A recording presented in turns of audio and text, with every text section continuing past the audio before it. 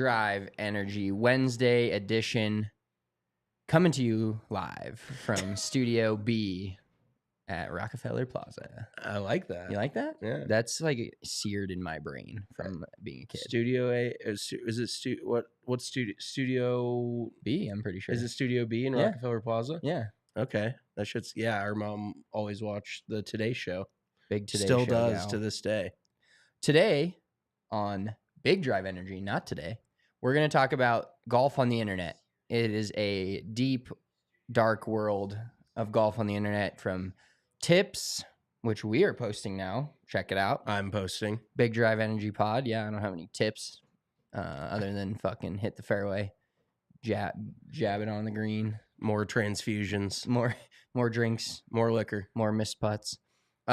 Tip, the internet's full of tips. It's full of memes, which you're not a big fan of, but I am. Sorry. I'm simpleton like that.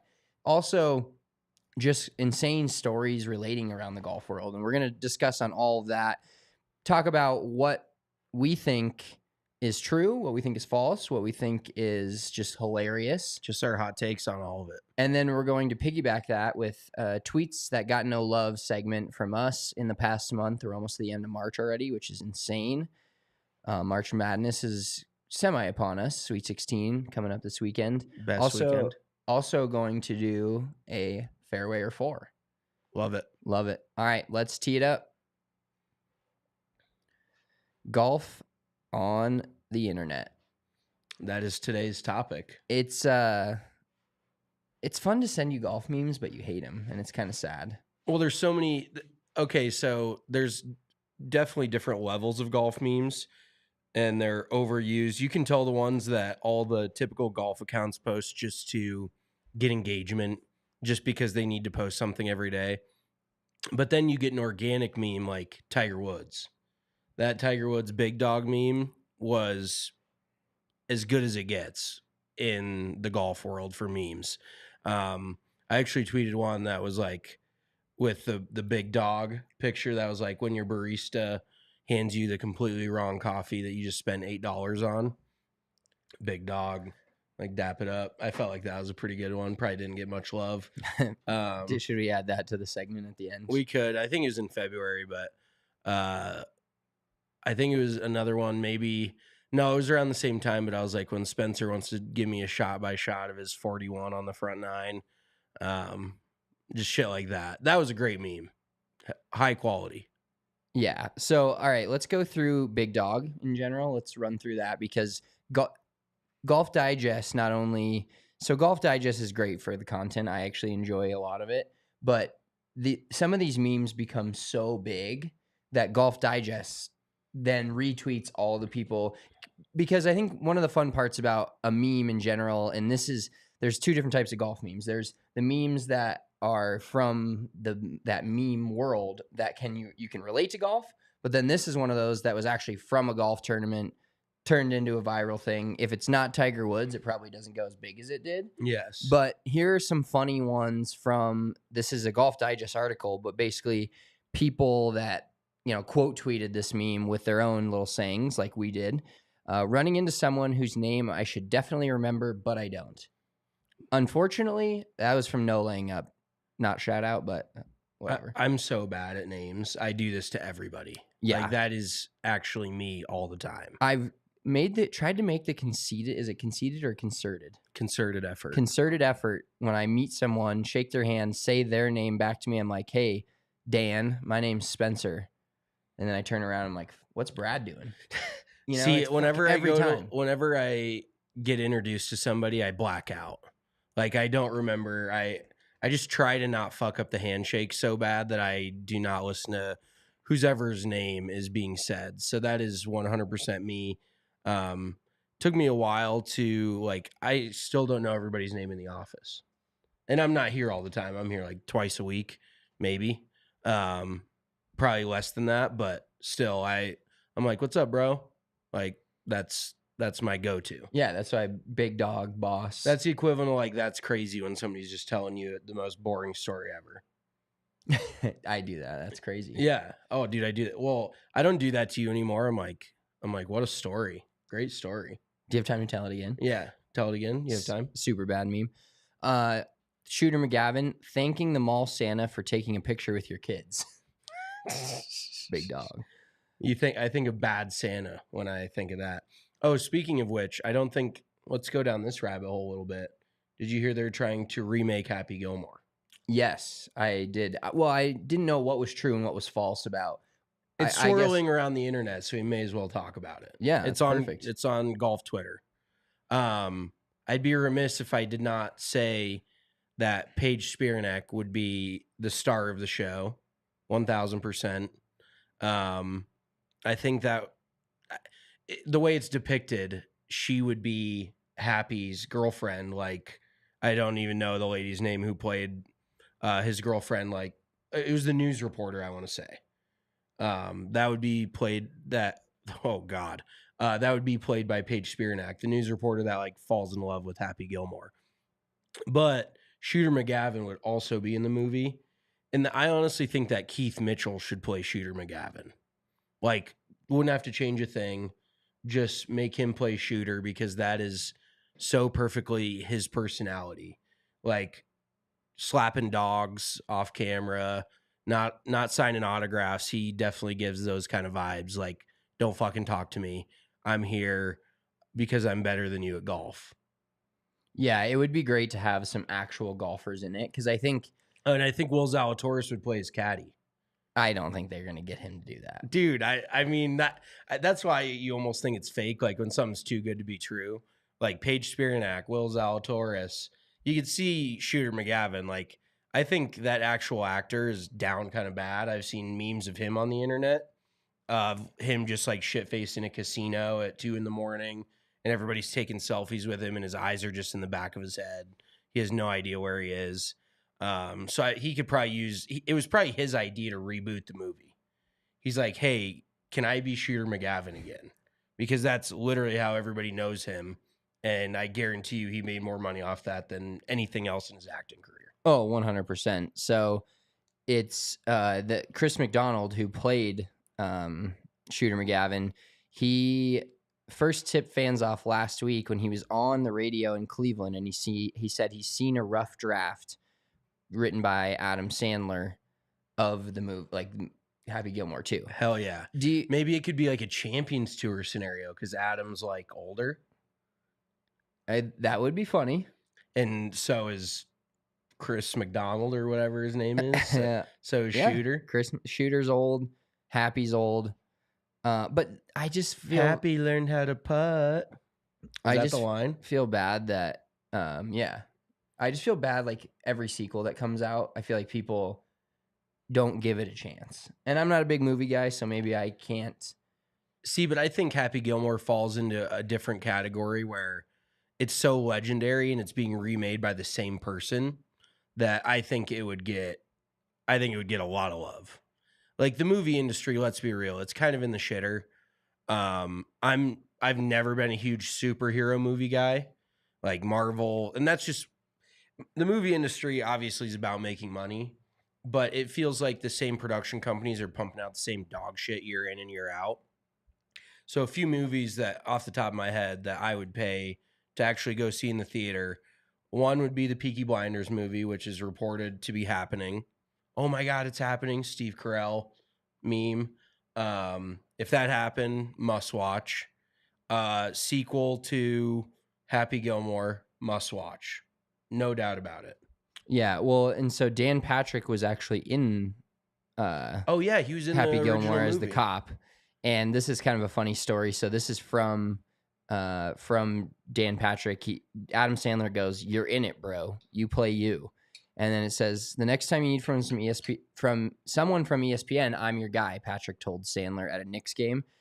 Adam goes, "You're in my next movie. You're Danny McFucking Patrick, and you're gonna wear a mustache and be a police officer."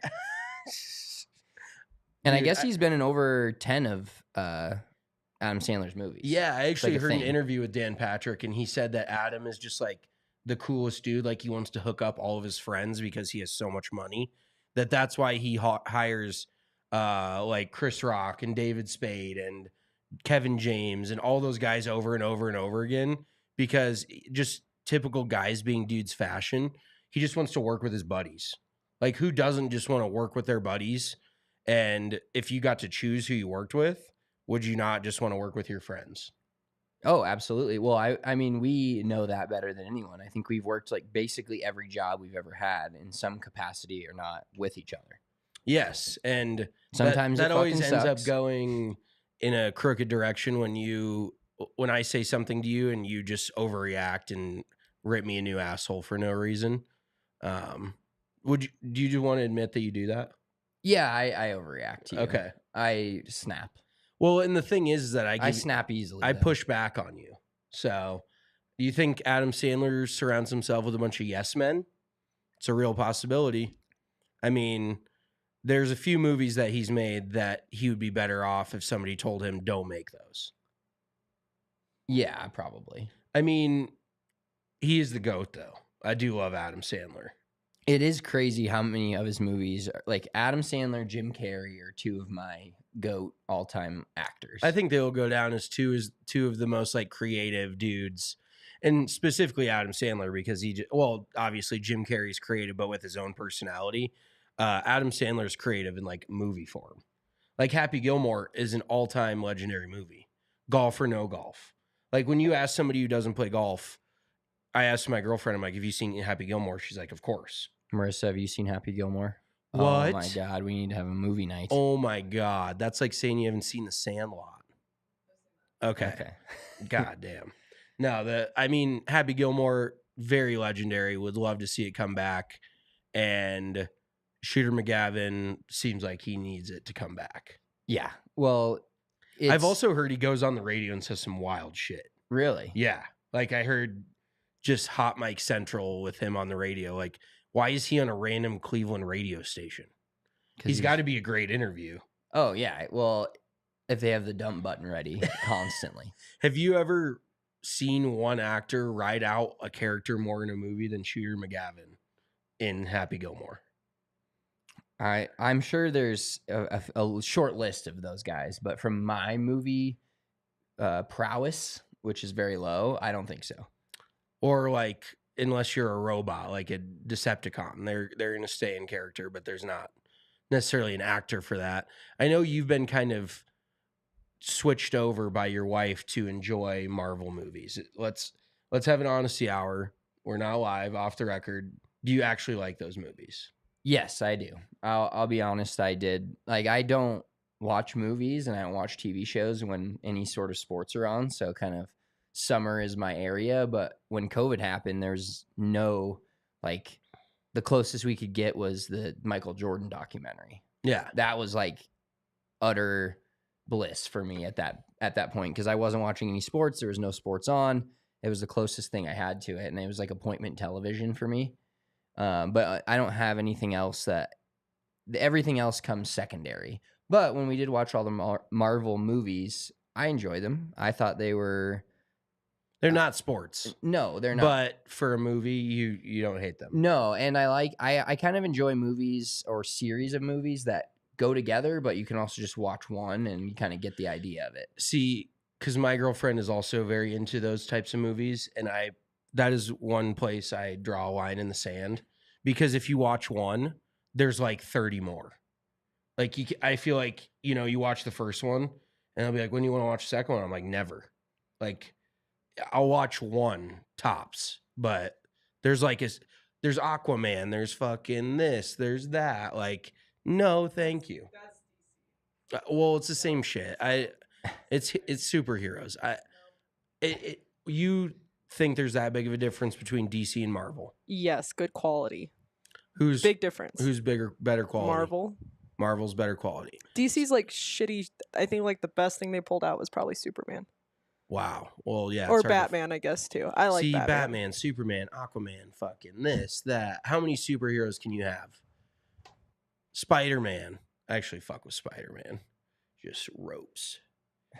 So is that where you draw the line? Is like Spider-Man and then nothing else?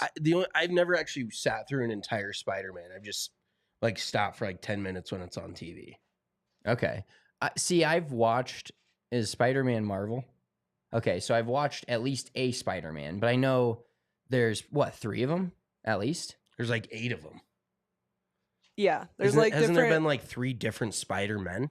Well, yeah, because they're from different like universes. Like they're from What different. the fuck? See that? Yeah, that miss just, me. Yeah, that just like. Okay, but like, which one's your favorite? I picture the dude.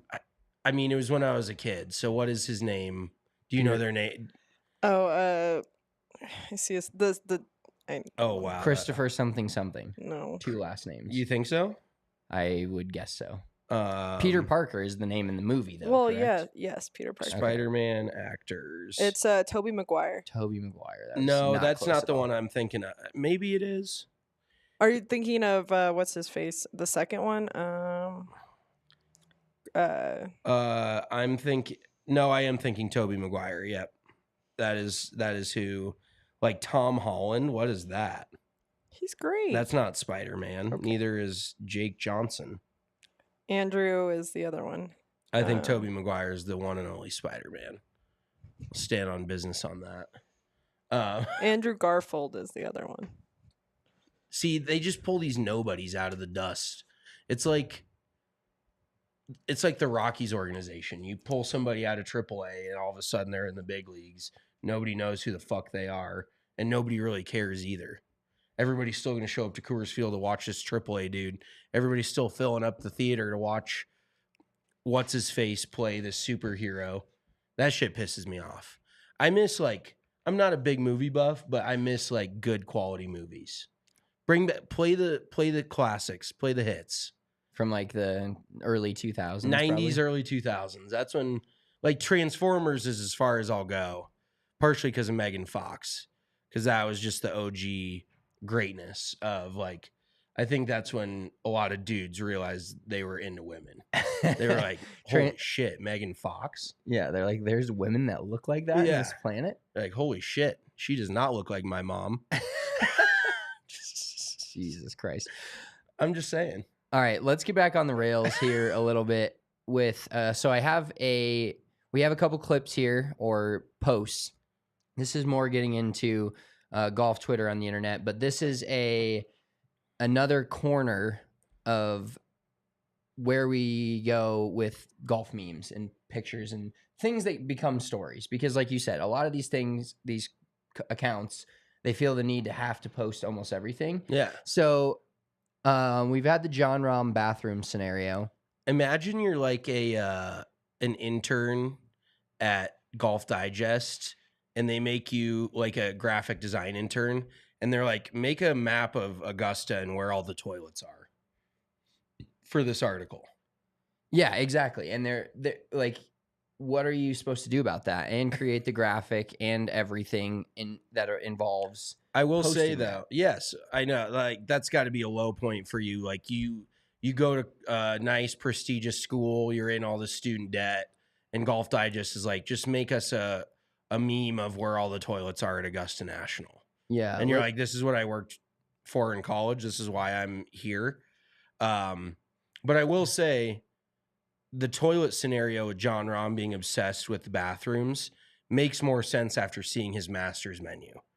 Because the dude I can't imagine Spanish food as something that you eat to help your stomach. I looked at that menu and I thought about going to the bathroom. Yeah, it's just like I had Indian food last night. So good, but at the same time, it's like it does not sit well with your There's stomach. just certain cuisines where you feel like you need to be within 30 feet of a shitter. Do you think that's because we're American and don't eat it enough? Like, do you think in India or in Spain, when they eat that food all the time, they're just like, it's just like they're fine with it and they come and eat like a fucking In-N-Out double fucking jerk off, whatever, animal style. And they're like, Jesus Christ, that's not a good example because that'll do that to anyone. Yeah. But that's how as we're a looked at as generality, Americans. Yeah. Everybody thinks that's how Americans eat every day. Yeah, just like fast food. Yeah, exactly. But I would have to say American stomachs are probably the weakest in the world. Like, let's take you, for example. I'm not a good example, but yes. You have a weak stomach. Well, yeah, in multiple ways. I'm talking about like the shit that you can't eat. Oh, yeah. I'm very like traveling internationally for you is almost off the table. No, I Like just, you go to France and French. You go to France and you're like, is there dairy in this croissant? dude, yeah, I mean, I'm not that strict about it in general. Is there gluten in this beer? Sit down at Oktoberfest and you're like, do you guys have a gluten-free option? They're Well, like, this is pretzels and fucking beer. What do you want? That's Like as gluten as it gets. German cuisine is just gluten in different forms. Yeah, that is the unfortunate part about like being generally wary of what I eat, because there's so many things that, and I got a taste of it my whole life. I think that's the worst part. Is I never thought I would be without bread and Yeah, it's like pizza giving a and all. dog human food. They just never want to go back. Yeah, that's exactly it. Yeah. You're Yeah. like, why do I now have to change what I eat? Why in order to live a normal life do I have to eat this fucking tree sap? Is basically what it feels like sometimes. But sometimes on vacation I'll go out on a limb. But then you're just walking around with a rotund pregnant butter belly. Yeah. That'll happen. You're just like, oh, But you know where's what, the bathroom? you know what I do think helps that is drinking for sure. Oh, dude, yeah. Like when you're drunk, you don't think about how bloated you are. Well, and also when you're drunk, whatever you eat is still exiting. Like, let's just be real. You drink enough, you're not going to have any problems going to the bathroom. No, 100% not. Like, you're going to be going to the bathroom anyway. Well, So you just blame it on drinking. So that's kind of my interesting part, and I guess it is more food related and number 2 instead of number 1 related. Sans John Rahm in the bathroom scenario, but to me, relatively speaking, in public, these guys don't drink on the golf course. Facts. That I would, if I didn't drink on the golf course and I was playing in nice weather, like conditions like they play in all the time, like if it's 20 degrees, 30 degrees, we're playing one of these like February Colorado rounds, like I'll find my way into the bathroom just to get warm. But if it's like nice conditions, hotter, like the good area where they're playing, and even if I am drinking a little bit, I don't have to pee. I don't ever have to pee. Really? Yeah. But yeah, I would generally say, that's kind of how peeing works. When you don't drink anything, you don't have to pee. Oh, okay. Let me specify alcohol. Okay. Like when I drink alcohol, But how hydrated realistically are you keeping yourself? Like, we're not PGA Tour pros in the way of like, you need to drink a water bottle every 3 holes. Like, I usually look around on like the 12th hole, like SpongeBob and Sandy's fucking cube and be like, I need some fucking water. Like, I'm so bad at pre-planning my rounds of golf, like packing snacks, packing water, all of this. I just let my body just disintegrate, well, relatively speaking, for how much it can. But I don't think about like staying hydrated or drinking water, how that affects my performance whatsoever. No, I don't think that crosses my mind. I always just get so hungry at like the middle of the back nine, and I haven't eaten anything and skip a meal. But then like a glizzy, sometimes a glizzy just puts you in a worse spot. Like, you know what I'm saying? The glizzy is there to help you, but sometimes it ends up hurting you, because that shit sometimes will hit different depending on the hot dog. So overall, John Rahm is not wrong to know where these toilets are. It makes you ask some questions about his bowel movement scenario. Yeah, it's become such a hyper focused item that's the part that is, it's funny, but it's also like we're getting to a point where it's not like Family Guy where they say the same thing over and over and it just gets funnier and funnier. Yeah. At this point, I'm a little concerned for the guy. Yeah. And I'm also a little concerned in the golf world on the internet. Something like this is talking point. A postable thing. By Golf Digest. Yeah. Like, imagine giving the editor of Golf Digest 15 years ago, like putting this across their desk. They'd be like, are you fucking kidding me? You're fired. Like, now they're like, oh, that's great. Can you add some like memes and like emojis on there? Yeah. Can we make it look more like a children's book for everybody on the internet? But yeah, I also think it's tough because everybody always assumes thicker dudes poop more. Let's just be real. You look at somebody who's like John Rahm, he's not like massive, but he's thicker. He's not skinny. And you're like, he just eats a lot, so he poops more. I think that's a fair assumption. Like, yeah, you look Right? at both of us. Who do you think poops more? Probably you. Yeah, I would venture to say. And also just depends on what's going into your body. Yeah. But yeah, John Rahm, I feel like Is it already has that strike against him because he's a thick boy. So everybody just assumes they're like, oh yeah, he's shitting. is Like it anytime John Rahm is not in the room, they're like, he's taking a shit. Yeah. But isn't it like is it the quantity or the quality though? You know, It's like got to be a little bit of both. like Because I think if you look at like a person that's a little bigger and not, you're like, not only do they shit a lot, they're probably just disgusting in the bathroom. But is that unfair? Exactly. That's an unfair assumption. Like every thick dude's just going in there to blow the place up. Like that's not necessary. That's not the truth. I can say firsthand. I feel like low key, it's become a thing on the internet where like skinny women are like outing themselves as like having what is it called? Fucking what is it called when you have bathroom problems? IBS. Yes, IBS. Okay. Didn't you think you had IBS for a while and it was just the gluten and the dairy? Yeah, like the fucking first like I stick my neck out. This is twice now that I've gone to the doctor and stuck my neck out and been like, okay, first time they're like, it's IBS, and it turns out I'm like deathly allergic to dairy, and then Deathly allergic. whatever. It just makes your tummy uncomfortable. yeah, and then Make my tummy hurt. fuck you. Milk make my tummy hurt. And then the second time I stick my neck out like 2 weeks ago and go to the fucking 2 months ago at this point. Oh yeah, when you Go to had the doctor, feel like shit for SARS or 3 whatever. weeks. No, it was RSV, but the lady's like, you've got fucking when you had the swine flu, what did she say I had? Fucking something. you got a little cold. Yeah, you basically got a cold. Take some fucking Flonase. Thank you. I still have 4 boxes of Flonase. I wonder if I could sell that. Black market Flonase. I mean, it's not Prescription grade. I was gonna say, can't you buy it over the counter? Not this shit. Oh, I asked okay. for I was like, if I'm You did let me hit if it I'm a few going to- times, and that it got me going. yeah, it hits. I wasn't gonna go to the doctor for the Going first to time the in doctor's 12 a- years yeah, and I- not get a prescription. Yeah.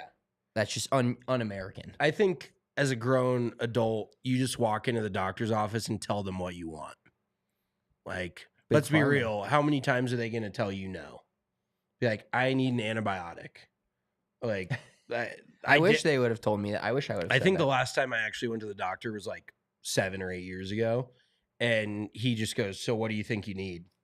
I'm like, I think I need to feel better. So that's where your job comes in. That's where your 8 years of schooling comes in. Maybe 10. I don't know. I'm not a doctor. Tell me what the fuck I need and what, like, I can't breathe. And he just gave me an antibiotic. Like, how are antibiotics not over the counter at this point? That's just creating a monopoly to make you go to the doctor. Well, yeah, but at the same time, I feel like antibiotics solve everything. I mean, fucking kids eat IBS? Tide Pods for fuck's sake. Like, what do you think they're gonna do with antibiotics? just that's so they can just natural go by? selection, bro. They're done. Yeah, but There's nothing you can do to fix stupid. no, never. All right, let's get back on the fucking rails a little bit. Okay, next clip or next tweet we have. So this is becoming something that's popular in general. I feel like a good 20% of the reels I see golf related are somebody's sick ass simulator setup. So first of all, I want to give a shout out to this guy for his, if this is his actual setup. That's the other thing. I would imagine. It looks like a barn dominium on steroids, or just a dope ass house. Yeah, I think whatever it is, it's a dope setup. But the quote tweet is: a North Dakota man got divorced by his ex-wife last week for playing too much on their golf simulator. They agreed it would be a good idea, but he ended up spending 30 plus hours a week on it. Are you on the man's side or the ex-wife's side? And this is a tough one because no, I'm just saying, like, he's staying home now. He's at home. You know 30 where hours he a week. is. He's right there in his man cave. He's not shit faced somewhere else. He's shit faced in his own golf simulator. The new, like, you know how there's always, like, in our lives there's status symbols. I feel like this is a new. I feel like having a sim at your house is a status symbol. Like, it's golf simulator is no longer cool. A golf simulator is the new like pool at your house. Like when we would go over to kids' house when we were younger and we didn't have very many friends like that. You're like, holy shit, they have a pool. I feel like that's what kids now are like, holy shit, they have a golf simulator? You know what I mean? Like, It's pretty mainstream, but also like there's believe there's multiple companies out there that are entirely built around just building golf simulators. 100%. And Do you know what's sad is how bad everyone still is at golf now that there's so many golf simulators. Like, there's no excuse. The winter rust is no longer a thing. Like, you've been spending 30 hours a week in your simulator and you're still a 14 handicap. Like, well, Vic Lombardi, actually, I was talking to him 2 weeks ago, shout out Vic Lombardi. and he told me that he's actually getting worse because of his sim, because he's so hyper focused and he's a tinkerer. Yeah, he's Which on the numbers. We've always known these tinkerers as working at golf clubs our entire life. The people that no matter how good they get, they want to change something constantly, or they think changing a little thing will just have them take another step in their golf game. And I'll be the first one to tell you that's never going to be the case. Sometimes it's so hard to describe to people, but sometimes you just don't have a good day. And that doesn't mean you need to revamp your entire fucking golf game. Yeah. Like we see pros doing it. After, like, a Victor Hovland's a perfect example. His short game was better last year than it's ever been. He just won the Tour Championship. He won back-to-back tournaments. And he leaves his short game instructor. Yeah. Yeah, it doesn't make any sense. But that is honestly where a golf instructor comes in. But you can't, once again, you can't teach stupid. Like, there's guys that will get good golf instruction. We dealt with this out of Spring Valley a million times. There's guys that no matter what kind of quality tips you give them, they are going to go ask somebody else for the same tips. And like, but on the other side of it, I get how numbers can get you too technical, but at the same time, numbers don't lie. Like, you have to take those numbers. That is actually how you get better. It's like me avoiding the doctor is because I don't really want to talk to them about my deal. Like, if you don't want to see your numbers, don't get on a simulator. Because then I was actually talking to Sam from One Shot Back, the place that I am now teaching at, and she said that they have multiple dudes come in every week and actually play on their league, and they tell them their TrackMan is wrong every week. They tell them that they hit it further, and the launch monitor is somehow not calibrated correctly, and they know they hit it further than this. And so in that case, you just can't teach stupid. Like, once again, they don't spend $30,000 on something like this to give you wrong, inaccurate numbers. Like, you just can't handle the truth. You just don't want to deal with it. Yeah. I hit it 260. I fucking hate it, but I deal with it. Right. And I think that's one of the toughest things for growing up in Colorado, playing golf in Colorado most of our entire lives. We generally hit it further. So when you go to other places, it seems if you get to a certain level where you're hitting shots consistently X yardage, especially driver, or you hit your 8-iron 160, or you have a pretty distinct yardage, and you go somewhere else and play, it's super tough to mentally get past that. But once you do, it's only a temporary thing, it feels like, for me, essentially, living and knowing I'm going to live in Colorado probably the rest of my life, but then going to play other places, I'm only here for a couple days. I'm only hitting fucking it's also a 125 for a couple days.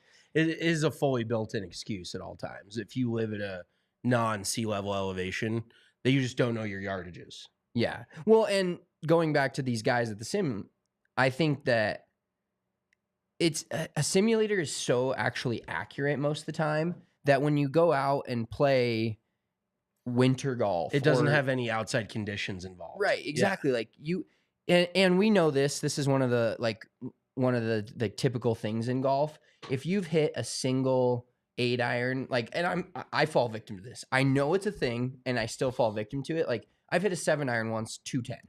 So, and then when I have those specific clubs, for the rest of the time that I have those clubs before I get new ones or different ones, I feel like if I'm 210, I can hit 7-iron, and that's just not the case. Correct. That's why I'm not good.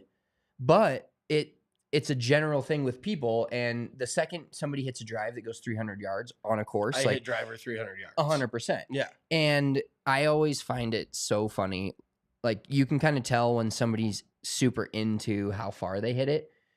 First of all, the people that actually hit it far aren't. unless they're trying to like be a long drive person. They have to care about numbers and care about Yeah. exactly how far it's going, etc. But one of the funniest things to me is the people that do the reverse off the tee box when they get up to their ball, trying to figure out how far they hit their tee shot. You're fucking done at that point. You've lost. You've lost to the game of golf because it's, this is gonna be the most cliche shit I've ever said, but it's the next shot that matters. Like you shouldn't care whether you have if you just hit it 268 or 288. Yeah. You have 125 in. That's that's when you can just tell somebody's just too into the fucking. And How I do far think they hit it. I think that's not, and it's not necessarily a problem because analytics are going into every sport and it's always going to be there in golf. But simulators are, like Vic Lombardi, eating people up in terms of the fact that they think that all these numbers are dialed in, and then they get out to the golf course and you still have to play golf. You can't play swing. But see, the difference is the TrackMan is not telling you to live or die by these numbers. It's simply giving them to you. How you react to them is your choice, which a lot of people don't take into, you don't need to take the numbers as gospel. Like everybody just reads too much into what they're seeing on the simulator, in my opinion. And it goes back to like what we were talking about with somebody always telling you how far they hit it. It's like anything in life. If somebody has to tell you they're rich, they're probably not. If somebody has to tell you how long they hit it, they probably aren't very long. Like if somebody's constantly, I hit it, like same thing with just being good at golf in general. If somebody's constantly telling you, I'm not this bad, they're that bad. And a guy that goes out and is like, oh, geez, like, I had an okay day, and it's like, oh, they shot 4 or 5 under. That's who's actually good at golf. When somebody's like, yeah, I got a couple bucks in my pocket, they probably have a fucking house in Malibu. Like, that's the difference. Yeah, exactly. And you're just like showing yourself. You're telling on yourself. Totally. By constantly talking about it. Like back when I was at the sim like 2 or 3 years ago and I was playing in that league and that guy was just like fucking grunting and yelling about how far he was trying to hit it. I'm like, dude, you're so lame. Yeah, that shit's just overplayed at this point. Before we get to some more memes and golf on the internet, I want to tell you guys about our friends over at Bet365. At Bet365, it's never ordinary. I'm sure you've seen the commercials with, what's the guy from Breaking Bad? Jesse Pinkman? Yeah, that's in the show. Once again. I don't know. I don't Aaron, what's his name? Aaron Baddeley. That's a golfer. No, but Bet365 is the only app that we ever use to bet on golf.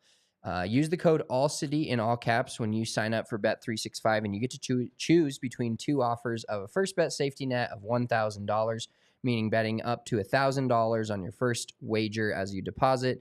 If it doesn't hit, you get a rebound. You get to put it back up, Nikola Jokic style, and try to win that money all back. 2 shots at it. Or you can bet $5 and get $150 when you sign up with the code ALLCITY. Like we always talk about, they have the best bets for golf because they let you place the each way. You don't have to click multiple buttons. You click one, you say each way, 1 through 12 places. That's what we do. And then you doubles your bet and splits it into 2 and puts it on the 1 through 12 or the 1 through 10, whatever you decide. And it puts it on them to win the tournament. We're going to go through the Q1. Big do a corporate term. Do a meeting on Q1. We're gonna get through Q1 without a winner. I fear we've got one more golf tournament in Q1, the Houston Open. The No way we Hospital. win. Houston, no, absolutely no way we win this week. I mushed Scotty Scheffler just so he wouldn't win, but I was kind of thinking about it and I realized like Scotty doesn't win tournaments like this. He wins the big ones. He's a big game hunter. Yeah, he doesn't win the Houston Open. Tony Finau should win this week. Yeah. I actually considered putting Tony Finau on my card so that I could blacklist him on Monday because he screwed me at Valspar, and I considered putting him on there. He'll probably win this week because it's an opposite field event. We should put him on the blacklist and just put besides anywhere non-US. If it's one of 1 PGA Tour events that weekend, he's on the blacklist. If it's in Mexico or Puerto Rico, he's no longer on the blacklist. Yeah, he can like continental US. Done. He can take himself off of it. But Bet365 must be 21 plus and physically located in Colorado. Please gamble responsibly. If you or someone you know has a gambling problem and wants help, call or text 1-800-GAMBLER. Also want to tell you about our great friends over at Coors Light. When you need a moment to chill, hit the reset button and drink yourself a Coors Light. When we were talking about the pooping scenario earlier with John Rahm, Coors Light does make me pee. There is a downside to everything in life, no matter how you look at it. Well, and it's because you want to drink so many of them. Yeah, I Like, just you're keep drinking hammering 3 or them. 4 per 9. You're gonna have to pee, But but that's the price you pay for drinking the wonderful Coors Light. 100%, and it's always, it just goes down so smooth on the golf course. I do love a draft Coors Light, but at the same time, even like in the bar last week watching some March Madness, those twist off aluminum cans are just ideal. Well, because they have enough ventilation on the top. That's where like the bottles get me, is they don't have any ventilation. So you're just sucking in a bunch of air at the same time. Whereas the Coors Light, the big mouth 16-ounce cans, you're getting a little ventilation. You're not inhaling a bunch of air. So it doesn't make you burp, doesn't fill your body up with water, or not water, air. So that makes you have to pee. You feel me? Yeah, Coors Light is also a great beer for, like, I've been mentally preparing myself for some bachelor parties and weddings that I have coming up because I'm old and washed now. Cases of Coors Light on deck. Yep, and the next morning, like when you know you're going to drink again that day, you might as well send it kind of early when you wake up.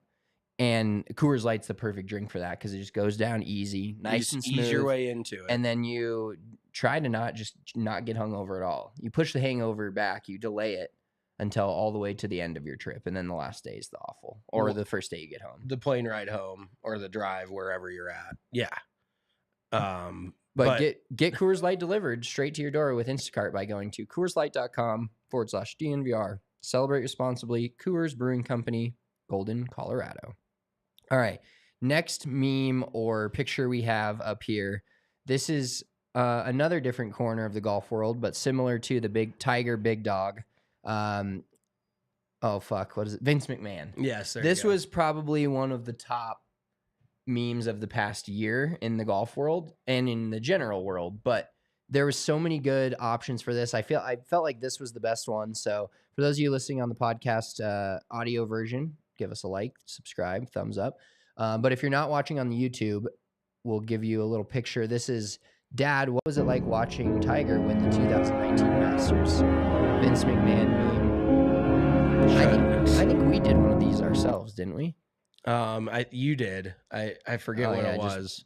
See if you're not a golf meme guy. I forgot. Yeah, I'm not. No, I'm pretty big on the memes. Depending on, like, when Tiger shanked one at Riviera, I was like, Spencer, when there's water, right? I like memes that are more tailored personally to you. I don't like generic memes. You know what I mean? You know what I mean? I was just gonna say, you know what I mean? But yeah, I mean, this is a great meme. I'm trying to think of, like, Tiger Woods 97 Masters. It's basically all just Tiger Woods highlights with Vince McMahon in front of it. Oh, the one I posted was, all you had to do is par the last hole to break 80. What happened? Yes, that's clever. That hits home for a lot of people. Yeah.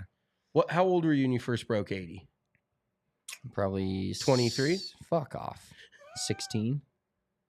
Okay. 15, 16, I would say. Okay. With a crisp 79. Hell yeah. I think I was like 14. I used to love in high school when we play courses that were par 70s or 71s because I just had that extra. You got that extra. You're like, cushion. I shot 78. Yeah. Not a big deal. They're like, what was the par? You're like, I don't know. Shot 78. Regulation course. Yeah. It wasn't an exec. Par 64. That's even more fun. Oh, dude, when people tell you, they're like, I love when I'm just thinking of somebody saying I shot 69 and saying it seriously with an executive course. Yeah. No, I've actually known dudes that shoot Joe Zawoski, shout out, our guest a few weeks ago. He shot 58 before on a regulation golf course. But when you hear somebody say that, the first place your mind goes is par 64, par 15, 59, 60. Like, some people are actually just capable of those numbers.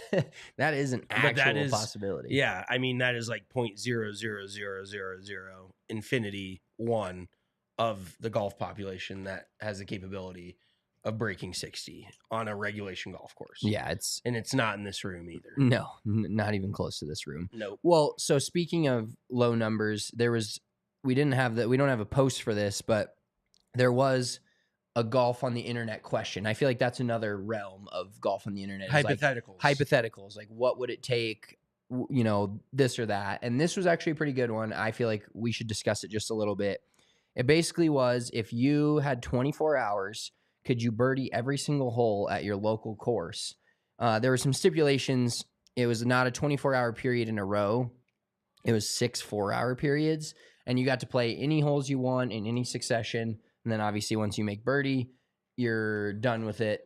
But my question to you is, we're a different. I could do it. Yeah, we're a different level than the normal amateur golfer. But do you think somebody that shoots 80 to 85 normally, do you think that's a legitimate possibility for them? I don't think so, honestly. I think it would be harder than most people think it is, because on paper, you have all these shots, but you have to have 3 on a tough par 4. You have to have 3 good shots in succession of one another. This is not scramble style. This is, you play the entire hole. Even if you don't hit a great tee shot, the tee shot would probably be this. If we're talking about 3 shots on a par 4, the tee shot's probably the easiest part. The iron shot's probably the second toughest, and the putt's probably the toughest. Yeah. Because you could hit it into 5 feet, miss the 5-footer, and then you're just even more pissed off. Right. So what would your strategy be in terms of, all right, we used to work at this golf course, which won't be named. We did name it earlier, but a golf course we used to work at, I've definitely birdied every hole there. Now, that's not saying it's impressive. I've played more than 24 hours of golf there. I think I've eagled 11 of the 18 holes, 11 or 12. So I think there's only 3 par 4s or 5s, mostly just par 4s, that I haven't eagled out there. I think I eagled everything that wasn't a par 3. Okay. So and I also had a hole in one, whatever. So you're basically, so I've got 15 of the, if you're 18. counting a hole in one as an eagle, yes. But let's theoretically do it out there. Or just any regulation par 72 golf course. I think you go to the par 5s first. You just knock them out. I think you go to the par 5s, you get a nice groove going. Par 3s you probably save for the end, because it's borderline a scramble at that point. If you don't hit a good tee shot, you just tee another one up. Yeah. I think you go 5s, 4s, 3s. Okay. Now, is there because the stipulations were you can reset at any point. Yeah. So if you hit how bad does your tee shot have to be on a par 4 for you to just re-tee it? Or are you pretty much hitting any approach shot, seeing where that goes, and then deciding whether to just bag it and go back to the box? Yeah, I think as long as the drive is in play, obviously, and you're either in the rough or the fairway, if you're in fescue, whatever. But if you're in reasonable play off the tee, it's worth going up and hitting that approach shot. Okay. And then, well, this is where we differ in skill level. If I miss the green with my approach shot, I'm probably I'm bagging it right there. But for you, depends I feel like, on the area, but I would go try to chip it in. Yeah, I feel like you'd be chipping a lot more. Well, you don't miss a ton of greens, but you'd be chipping. I don't think I'd chip once, unless I was hitting a par 5 and 2. I don't think I'm on a par 4. I don't think I'd chip. I think that'd be my strategy. If I hit it to 20, 30 feet, I'd go up there, take a look or two. But most par 4s, if I had anywhere between 100 yards and 180 in, I think if I missed the green, I'd be out. But also, if I hit it to 20, 25 feet, I wouldn't dive too much into it. I'd be like, all right, I think I can hit a better iron shot here. Because I think the thing that's a little bit in your favor, in a normal person's favor of this birdieing every hole, is when you get to hit the same shot back to back, which helps. Like a par 3, for instance, sometimes if you're semi-knowledgeable about your golf swing, if I hit a bad tee shot on a par 3 and I can kind of feel what I did, the next one I can flip that. Whereas you're playing real golf, you got to go up there and fucking chip from the rough. Totally. I think that's an advantage. And I think for me personally, a big advantage would be the tee shots. If I was hitting driver a lot more than just maybe this par 4, then maybe this par 5, and I was like hitting driver consistently 5, 6, 7 times in a row, I feel like I'd be in a much better spot. Because I, unlike you, I hit it a lot more wonky than you do, but I think I'd bail on a lot of tee shots. Like I'd hit the tee shot and I'd be like, I'm not even trying to hit that on the green. Yeah, no, I mean, so the first course that pops into my head is like Welshire. Fuck Like, that golf course. What? It's so hard. You think it's hard? Well, I hit a few shanks last time I was there, and also I just hit it under every fucking possible tree, so it wasn't fun. The trees. I have bad vibes from there. See, that place gives me good vibes. It's just a very flat municipal tree lined golf course. So you definitely got it straight. I'm thinking Overland Park is like I'm not. Okay, never mind. Not Welshire. I'm also thinking Overland Park. Okay, love Overland Park. Yeah, Great okay. shot.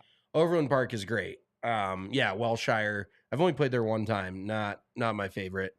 It's the only Donald Ross design only public Donald Ross design west of the Mississippi. Really? Yeah. That's impressive knowledge.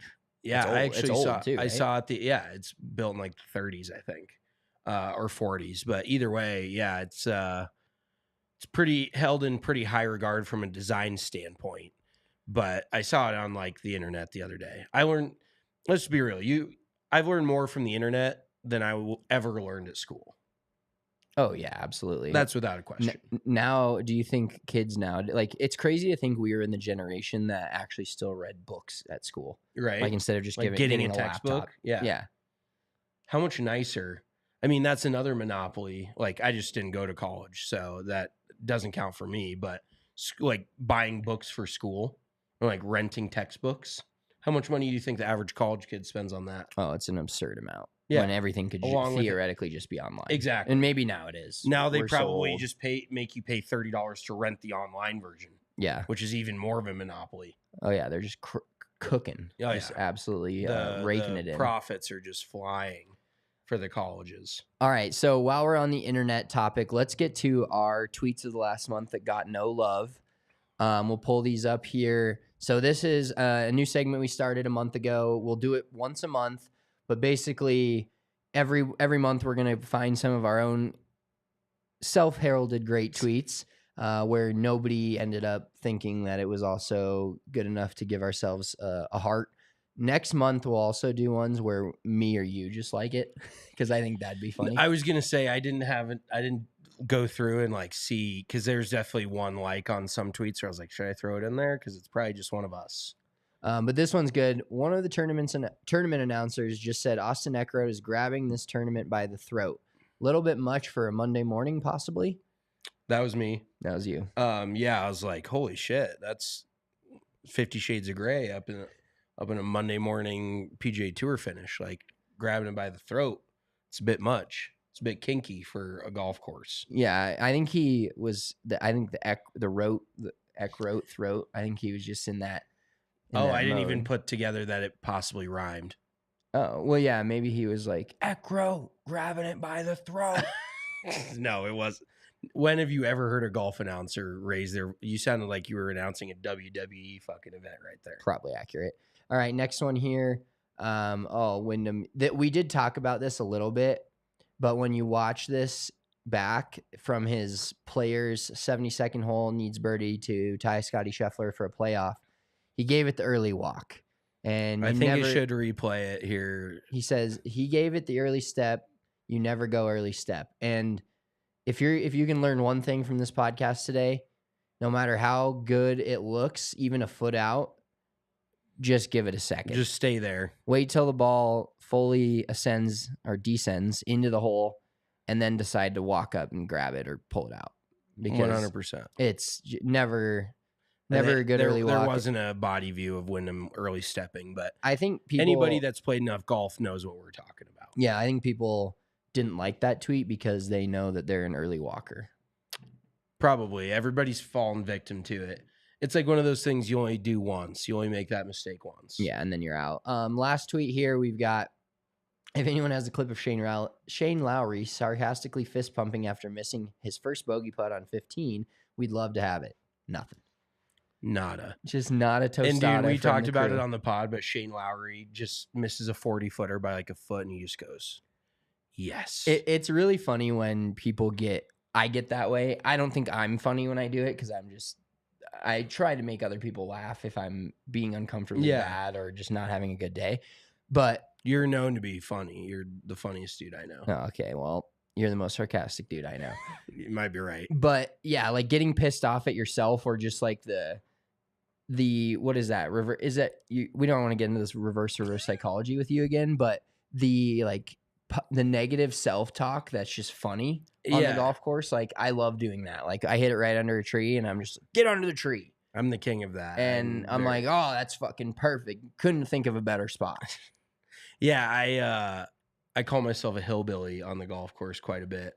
But I think it actually does, like they say you're not supposed to do it from a psychological standpoint. You know how there's like 5 Wyndham Clark's coach would definitely tell you. 1000%. I actually think she said that in his episode of Full Swing. Full Swing. Thank you. But you know how there's like levels. What is it like coping? There's like different steps to acceptance. It's like 1 is anger, 2 is like disbelief, or are you trying to look this up? Mm-hmm. Well, it starts with anger, and then it goes to The cycle of acceptance. what's Denial, anger, depression, bargaining, acceptance. that is golf. That is 1000% golf. And usually because I get a little delirious towards the end of the round, and that's when I really shit talk myself. When I really just get out of pocket and start calling myself the most low names I can think of. But I'm almost past the point of being angry at that point. Like I'm trying to make a joke, but also just demean myself as much as I possibly can. Yeah. Like I am scum. This is funny. It's from thwink.org, but it's so anger, depression into bargaining. And then bargaining is, I might as well agree things are not going to change. A miracle is not going to happen. If I can do that, I can at least get on with the rest of my life. Besides, if I can get out of all this wallowing in misery and avoidance, I can think clearly again, manage the problem better, and work now more effectively on possible solutions. That's me trying to think I can make a 40-footer for par after I fucking slapped it around for 20 minutes. And then acceptance. Well, it could have been worse. Could have made double. 1000%. That sounds golf is life in a nutshell. Golf is a microcosm of life. Everything you deal with on the golf course, you've dealt with in real life. And that's why I think it's so endearing to people, because you just ride this roller coaster of highs and lows through an 18-hole round, laughs and possibly crying, depending on who you are. But yeah, it's just good shit. That's life. That's life. That's golf. All right, let's finish this pod up with a little bit of Fairway or Four. Fairway or Four is a weekly thing we do on Wednesdays where we give you, the listener, 2 options. We discuss with each other whether or not we think it's fairway, that's like an acceptable thing, or 4, it's not, it's crazy. You're crazy. Okay. That's actually crazy. That's your favorite saying now. I'll go ahead and start us off. I think Jeep people are the worst people. Marissa, I'm talking about like Jeep Wrangler people that like the Jeep wave, the whole bit about like how cool it is to own a Jeep. Like, I'm not saying your Jeep sucks because I've never been in it, but I can firsthand say that Jeep Wranglers are fucking terrible. They're the most pointless. And like, unfortunately, you see the people that will never use a Jeep Wrangler, what it's actually supposed to be meant for what they're just driving around in the city in a Jeep Wrangler. Most pointless fucking thing I've ever seen. So, and just like, I was actually going to do this because Alyssa, another producer here, drives a Jeep Wrangler. So I kind of wanted to get into it with her about it because I know she would defend Jeeps. Well, like, have you owned nothing but Jeeps, Marissa? No, I've had different cars. Okay, see, that's like... But I've always wanted a Jeep, and I actually wanted a Wrangler, but my dad wouldn't let me have it. He goes, the way that you drive... He's a smart, logical man. Yeah. You buy logical cars, and Jeep Wranglers are the most non-logical cars I've ever seen. They've served no good purpose. Riding in them is uncomfortable. They get shitty gas mileage. You're basically in a metal cage, so then you can take your fucking panels off one day of the summer, and then it rains, and then you're just wet. Like, most pointless car in the world. Let me preface this, Marissa. Mitchell's first car or second car was a Jeep Grand Cherokee that we basically got fucking hoodwinked by the people that said they rebuilt sued the them. engine. Yeah. We ended up suing them. It was a piece of shit. And the car, we were driving to PGA Tour Superstore on 470. I and was the like car 17 just years shit old. out. So Mitchell's All the fucking dials just flipped. Yeah, I was it like, was oh bad. my God. We were going like 80 miles an hour. The engine started smoking. I've never been more uncomfortable. I was like, this car's gonna explode. We're dying. I will say I'll probably never get a Jeep again. Like that'll probably be. think I'm gonna switch to Toyota after Yeah. this. Some reliable. Yoda. But I got a new Toyota coming this week. see, there you go. But Yep. I definitely, because like my car will change to Celsius sometimes. Like all of it will switch and to kilos, and so then I can't, or kilometers, so can't fucking figure out. You like, got your phone out You're- doing a conversion. yeah. You should just or- print out a conversion chart and put it on your like fucking fifth down. That'd be visor. genius. Well, and then the last time that I was driving, I like all my like warnings popped on, and then the car started like stopping, and they were Oh, like, your that's- car's done, it's over, you're gonna have to trade it in. And I had just like, I'm almost done paying it off, and I'm like, no. But then it was the battery. Got Oh. it. And I tested the battery said it was fine, everything was good. Put a new battery in there, and I didn't have any issues. So I think the computers on Jeeps are pretty shitty. Yeah, One- I think it's like their car manufacturers are like iPhones. They like know that they need you to buy a new one. So like right when you get done paying off your car, it takes a shit. That's fair. I think it's. I'm not a car guy, clearly, but I think it's insane how a car as such a vehicle that you drive in every single day can break down from like a 25-cent piece. It's like a $50,000 piece of machinery, and like a $30 thing is what fucks it up. yeah, exactly Yeah. like the battery scenario. I mean, batteries are more expensive than that, but literally nothing will work if you don't have a battery. Yeah. I lost a seal on my old Audi, no joke, 25-cent seal, and it fucking ruined my car. Literally, I could not drive my car. Kyle Metzger, Fairway. I know a guy who does the Jeep nod every time he sees another Jeep. I'm embarrassed for him. 1000%. That's that shit I'm talking about. It's like when motorcycles drive by and feel the need to wave at everybody, like at other motorcycles. I'm like, what do you think? Did you buy this car so you could be in some unknown club, like a unorganized club of Jeep owners? That shit's just so corny. I to do me. feel like Toyota's becoming that though. Like but especially there's no in Colorado. Toyota wave. No, but it's like everyone is getting one. In Like, Denver, Tacoma, it's, yeah, it's pretty like taco-y. Well, yes, There's but a lot of tacos. I think it's because Toyotas generally have the best resale value and they're generally the most reliable. So that's why I'm going from an Audi to a Toyota. I'm done with the luxury vehicle life. I don't want to pay $450 a tire. And I know I could get different tires, but they were just what came on the car. So that's what I've been replacing them with, and they fucking suck. So I'm out. I'm officially on Toyota. Team Toyota. Love that. All right. My favorite for this week, pretty simple. It's maybe an American thing, obviously. So if you're listening across the pond or anywhere else in the world, this probably doesn't apply to you. But if you're walking in a public place and you come across someone, you go to the fucking right. I'm so tired of walking with people diving to my left because Yeah. I'm trying to fucking dive to, or they dive to their left, which makes me run into them when I go to the right. Like, Or in and people out of walking doors, on the same wrong shit, side like- of the sidewalk. Yeah, I'm like, why are you walking on my side? Yeah, they're in your way, and then you are expected to go around them, but then you try to go to the right like a normal human, and they walk. I can't stand that, and it They're happens to me fucking- like 3 to 4 times a day. I They're feel like. shoving you into the bushes and Yeah. shit. They're So that's fairway. You're fairway on that? 100%. Yeah. You go to the right. This is America. Yeah, America. I wonder Right. on the other side of that, if you drive on the left side of the road, do you think you're expected to walk on the left side of the sidewalk? It would be an interesting case study in Europe to It see would. which way people walk. Europe. I would imagine it's the same thing. Like I would imagine they go to the left, but I just can't stand when people do that to me. It drives Yeah. me crazy. Well, and you just got to commit. Like you got to go to one side and stick with it. Nothing's more awkward than you're fucking Dancing with You're somebody in the giving entrance of somebody the bathroom. the hezzy hay, like fucking juking and jiving. Yeah, Yeah, it's like you just want to make out. Like we're fucking dancing here. you want to just kiss right inside this gym bathroom. You want to kiss me? All right, that wraps it up for us this week. Real quick picks for I was gonna say we got our picks. picks Bet for 365. the Valero, not the Valero Texas Open, the Texas Children's Houston Open. There's so many tournaments in Texas at this point. Like, All right, none of these are winners, so fuck it. KH Lee plus 4,000, Joel Damon plus 4,500, and Alex Smalley plus 8,000 for me.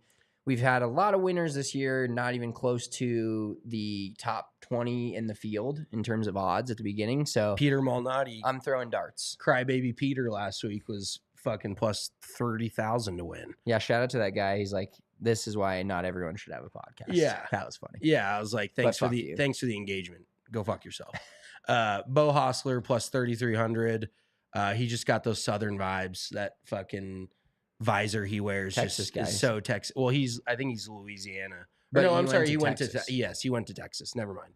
So he's a Texas guy. Patrick Rogers. I like him. Just take that for what it's worth. Taylor Pendrith, big odds. He's had some good finishes this year. None of these are winners. Fade us. Bet on them to miss the cut. Fade. Scotty Scheffler is like plus 240. He's I think he's minus odds. No, like to top 10, I think he's plus 240. No. Yeah. No way he's plus odds to top. I did bet Scotty Scheffler just so he wouldn't win, for the record. And I got the boost from Bet365. No, he's probably going to win. Well, him and Wyndham Clark, maybe another 1-2 scenario.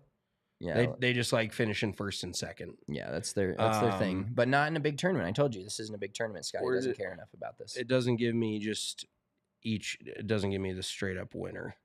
You have to go to this to win outright plus 260. Yeah. Or no, win only plus 280. Plus 280. So God, that's not worth it. No, but he's, if he wins, I did boost it, so I'm getting all my money back, but he's not on the card, just so everyone. You just want it out in the universe. Yep. To mush him. Let's wrap it up for this week. Enjoy your weekend. We are officially 2 weeks away from, it's almost April. We're 2 weeks away from the Masters. Really excited for that week. Previewing that. Just excited to get into the first major of the year. And get into some golf that matters. Yeah. These last 2 weeks have been kind of a drag. Yeah. A little bit. Like with March Madness. The players brought it up, and now it's just a little bit of a valley. But yeah. with every valley, there's a peak, and we're going to find the peak again. We're coming back up. We're peaking. We're peaking. All right. Enjoy your weekend. We'll talk to you next week. Monday. Peace. Peace.